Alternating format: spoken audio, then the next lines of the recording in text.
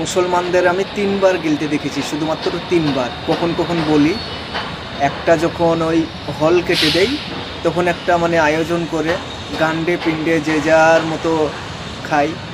আর তারপরে যখন একবার বিয়ে হয় তখন তো ইচ্ছে মতো গান্ডে পিণ্ডে গিলে তারপরে বাড়ি। খানগি ছেলে 3 নম্বরটা আমি কইছি শুন। তোরা খাইস 2 টাইমে, একটা হইলো গরুর গু, একটা হইলো গরুর মুখ।